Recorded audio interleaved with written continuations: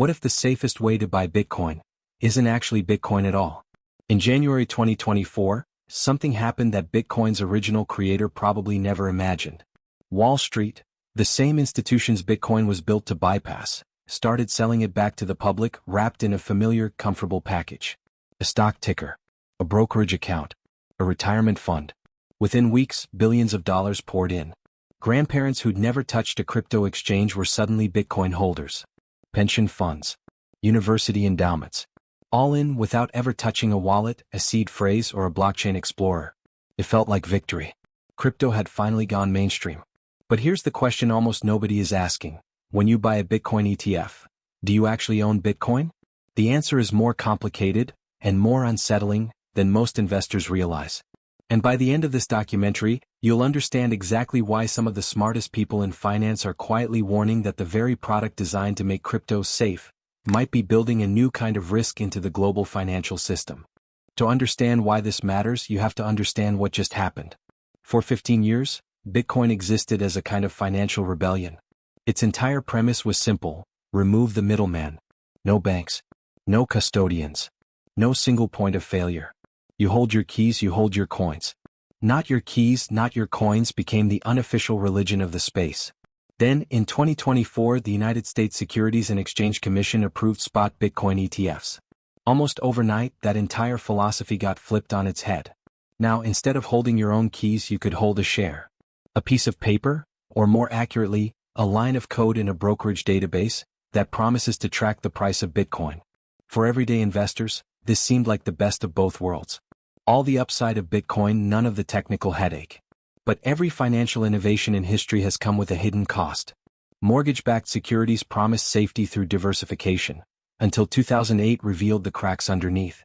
Money market funds promised stability, until one broke the buck during the 2008 crisis and triggered a run. Crypto ETFs are new. They're popular. They're growing fast. And like every fast-growing financial product before them, they carry risks that aren't visible on the surface. This is the story of what's really inside the box, and what happens if the box ever breaks. Let's start with the most basic misunderstanding. When you buy shares of a spot Bitcoin ETF, say BlackRock's iShares Bitcoin Trust, ticker IBIT, you are not buying Bitcoin. You're buying a share in a trust. That trust owns Bitcoin. But you don't. This distinction sounds like a technicality. It isn't. Here's the chain of custody. Your brokerage holds your ETF shares. The ETF issuer, BlackRock, Fidelity, Grayscale, or one of the others, holds the underlying Bitcoin through a custodian.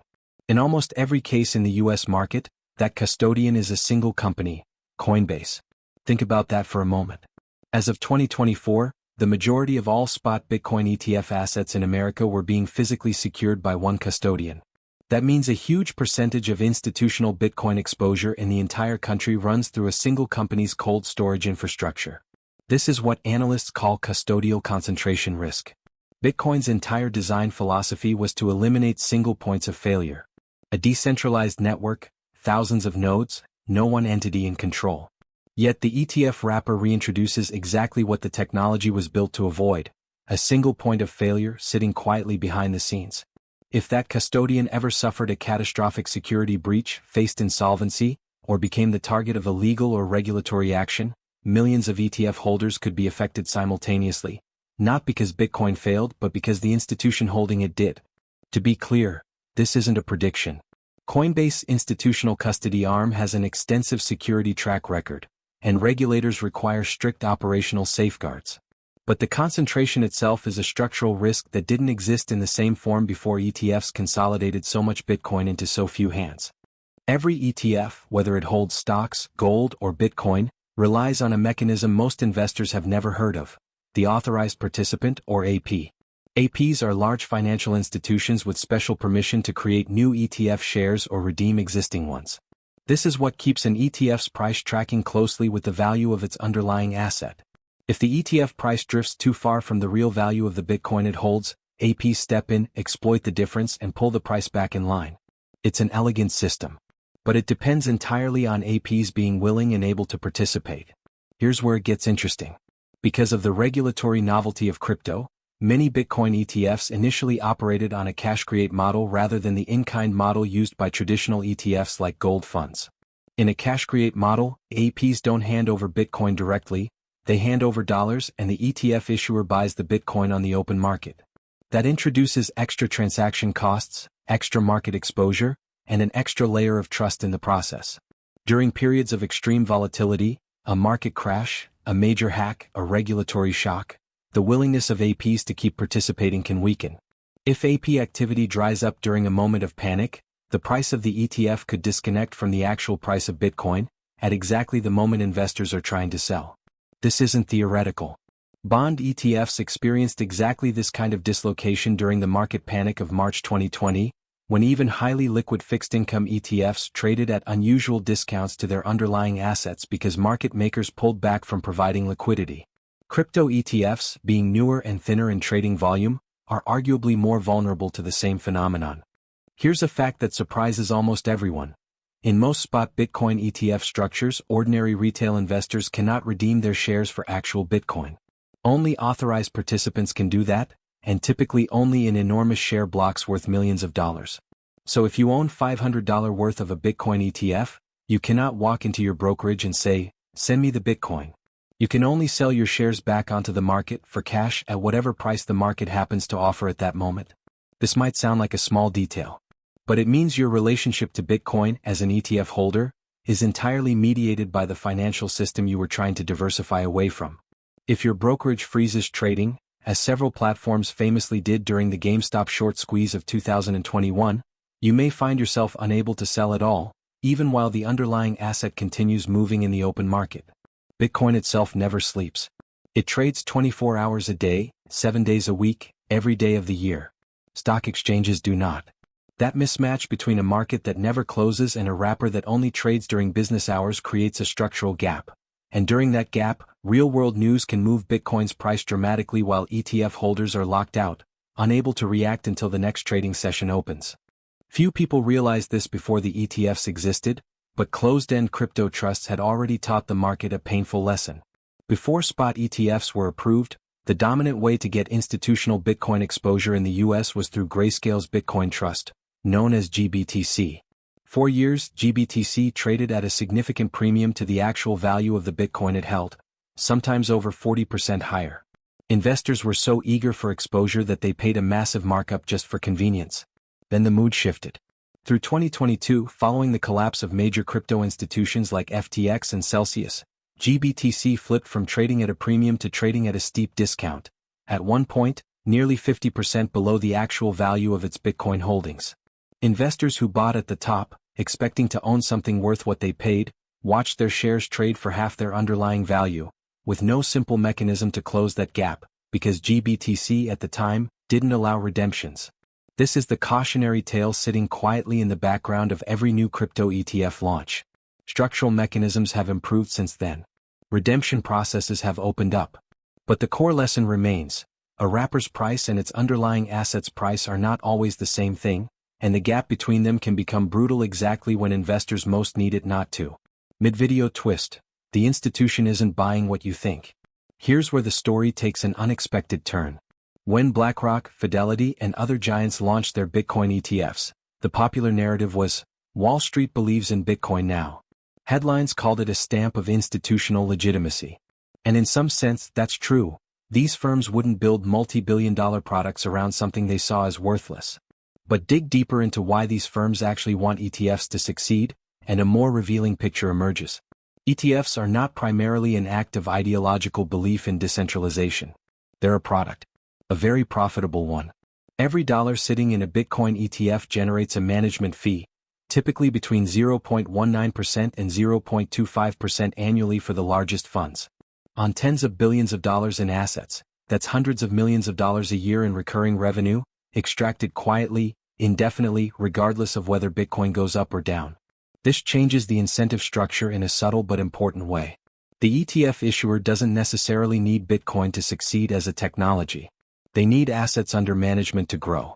Those two things often move together, but they are not the same thing, and the difference matters when you're trying to understand whose interests are actually being served. There's a deeper irony here too.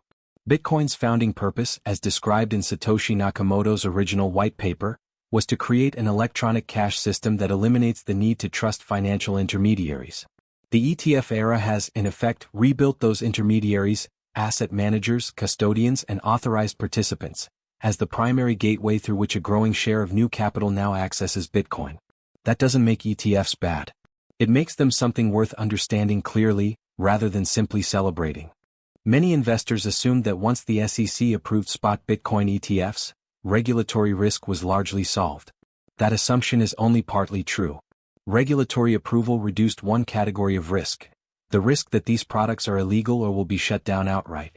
But it introduced other, subtler forms of regulatory exposure. Tax treatment is one example.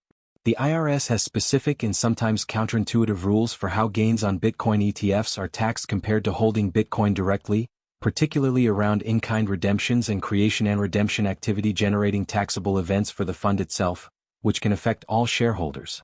There's also the question of future regulatory expansion.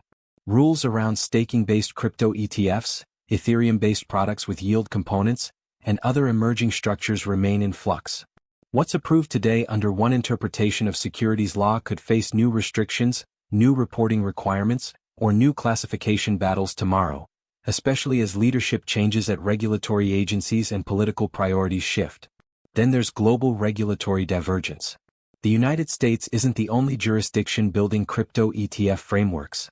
Hong Kong, Canada, and several European markets have their own versions with different custody rules, different investor protections, and different tax treatments.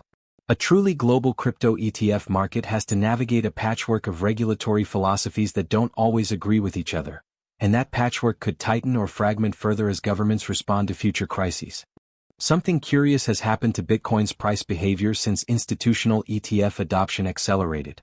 Historically, one of the strongest arguments for holding Bitcoin was its potential as an uncorrelated asset, something that moved independently of traditional stock markets, offering diversification when equities fell. But as ETFs pulled Bitcoin further into the same trading infrastructure, the same investor base, and often the same portfolios as tech stocks, its price behavior has, at times, shown tighter correlation with risk assets like the Nasdaq, particularly during periods of macroeconomic stress. This matters because it undercuts one of the core investment theses that drew institutional money in the first place. If Bitcoin increasingly moves in tandem with the same equities it was supposed to diversify against, its usefulness as a portfolio hedge weakens, even as its usefulness as a speculative growth asset remains intact. Market psychology has shifted too. A growing share of Bitcoin's price action is now influenced by flows into and out of ETFs, institutional allocation decisions, quarterly rebalancing, macro trading strategies, rather than purely organic retail demand or on-chain activity. Bitcoin, in other words, is increasingly behaving like a traditional financial asset, subject to the same institutional herd dynamics that drive stocks and bonds. Whether that's a sign of maturity or a loss of its original character is a genuinely open debate. Perhaps the least discussed risk of all is systemic contagion. Before ETFs, a catastrophic failure in the crypto industry, an exchange collapse, a stablecoin depegging, a major hack, mostly stayed contained within the crypto ecosystem itself. Painful for crypto holders, but largely walled off from the traditional financial system. ETFs are a bridge. They connect crypto markets directly to mainstream brokerages, pension funds, retirement accounts, and institutional balance sheets. That bridge works in both directions. It brings capital in, but it also creates a channel through which crypto-native shocks can now transmit directly into traditional finance and vice versa. If a custodian holding ETF assets ever faced a severe security incident, the fallout wouldn't be contained to crypto Twitter and specialized exchanges. It would hit brokerage statements, retirement accounts, and financial news headlines simultaneously, a fundamentally different kind of crisis than crypto has experienced before. This is precisely the pattern regulators worry about most. Not that any single product fails, but that interconnection itself creates new pathways for risk to spread in ways that are difficult to predict in advance. It's the same underlying concern that fueled the 2008 financial crisis. Not that mortgages were inherently dangerous, but that they'd been woven so deeply into the broader financial system that their failure rippled everywhere at once. To be fair, crypto ETFs today represent a small fraction of the total assets in global markets. The scale of interconnection is nowhere near what mortgage-backed securities represented in 2008. But the structural pattern, bridging a volatile, relatively young asset class directly into the core financial system, is the kind of thing regulators and risk analysts watch closely as these products scale. It's worth pausing here to present the strongest version of the skeptical case, because dismissing critics doesn't make for honest analysis. Some economists argue that crypto ETFs represent a form of financialization that strips Bitcoin of its original utility. Bitcoin's value proposition in this view was never meant to be a stock you trade. It was meant to be a functioning, self-custodied monetary network. Wrapping it in a traditional security, they argue, transforms it into a speculative instrument disconnected from its underlying use case, making it more vulnerable to the same boom-bust psychology that drives meme stocks and speculative bubbles. Security researchers point to custodial concentration as a long-term vulnerability that hasn't been fully stress-tested. No major Bitcoin ETF custodian has yet faced a true black swan security event at scale. The systems are new. Confidence is high. But confidence and proof are not the same thing. Some traditional finance veterans point to the GBTC premium-to-discount collapse as proof that crypto-linked investment vehicles carry structural risks that don't show up until markets are already under stress, precisely the moments when investors can least afford surprises. And a smaller but vocal group of Bitcoin purists argue that mass ETF adoption undermines Bitcoin's decentralization thesis entirely.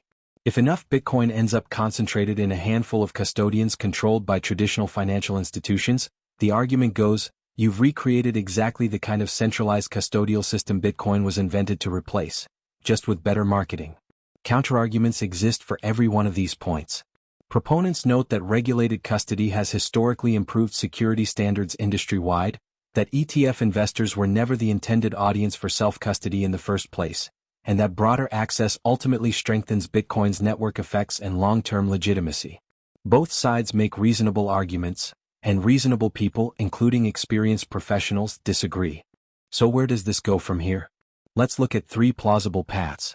The best-case scenario: custody infrastructure matures further, becomes more distributed across multiple qualified custodians rather than concentrated in one or two firms, regulatory frameworks stabilize globally, and crypto ETFs become a genuinely safe, well-understood bridge between traditional finance and digital assets. Similar to how gold ETFs eventually became a mature, trusted part of the investment landscape after their own early growing pains. The worst-case scenario: a major custodial failure or systemic shock exposes the concentration risk in a dramatic, headline-grabbing way. Investor trust in the ETF wrapper collapses. Regulatory backlash tightens rules dramatically, freezing innovation and triggering a painful period of consolidation, lawsuits, and reduced institutional participation for years. The most likely scenario, according to many analysts, something in between. Continued growth, punctuated by periodic volatility events, incremental regulatory refinement, gradual diversification of custodians, and a slow maturing of the market, much like what happened with early mutual funds and money market funds, both of which experienced growing pains before becoming trusted staples of personal finance. Over the next 5 years, expect more ETF products covering more crypto assets, more competition among custodians, and likely at least one significant stress event that tests these systems in ways theoretical analysis alone cannot predict. Over the next 10 years, the outcome depends heavily on whether the industry learns from the mistakes of 2008-style financial engineering, building genuine redundancy and transparency, or repeats them by prioritizing growth over resilience. A potential black swan event worth watching: a coordinated custodial breach across multiple ETF issuers sharing the same underlying custody provider, something the market has not yet experienced and has only partially priced in as a risk. So, do you actually own Bitcoin when you buy a Bitcoin ETF? Legally, you own a claim on a trust that owns Bitcoin. Practically, you own exposure to its price, wrapped in the convenience, the protections, and the vulnerabilities of the traditional financial system. That's not necessarily a bad trade. For many investors, the simplicity, tax-advantaged account compatibility, and regulatory oversight of an ETF is worth more than the technical burden of self-custody. But it is a different trade than the one Bitcoin's creators originally imagined, and understanding that difference is the whole point. Every financial innovation looks safe right up until the moment it isn't. Mortgage bonds looked safe. Money market funds looked safe. The question crypto ETFs now have to answer over the coming years is whether they'll be remembered as the moment digital assets matured responsibly into the global financial system, or as the moment old risks got dressed up in new packaging, waiting quietly for the right kind of pressure to reveal the cracks.